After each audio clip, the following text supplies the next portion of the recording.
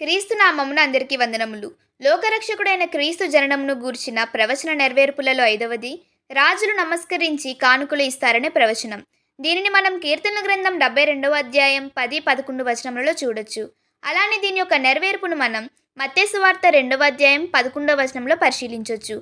క్రీస్తు జన్మించినప్పుడు తూర్పు దేశపు జ్ఞానులు తమ యొక్క జ్ఞానము చేతను సూచనల చేతను యేసే లోకరక్షకుడనియు దేవుని యొక్క కుమారుడైన యూదుల రాజని తెలుసుకొని బాలుడుగా ఉన్న యేసునొద్దకు ఒక నక్షత్రమును వెంబడించి ఆయనను చూచుటకు ప్రయాణము చేసి క్రీస్తు ఉన్న చోటుకు వస్తారు. వారు వచ్చినప్పుడు ఆయనను పూజించి గణపరచు రీతిగా బంగారమును సాంబ్రాణిని బోలమును కానుకలుగా తెచ్చి ఆయనకు సమర్పించి సాగిలపడి యేసును పూజిస్తారు.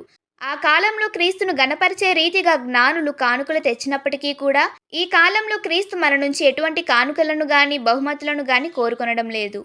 మనము కూడా జ్ఞానుల వలె క్రీస్తుకు ఏదైనా బహుమతి ఇవ్వాలనుకుంటే ఒక పాపికి నిజమైన దేవుడిని పరిచయం చేసి ఒక ఆత్మను రక్షిద్దాం. అదే మన క్రీస్తుకు ఇవ్వబోయే నిజమైన కానుక.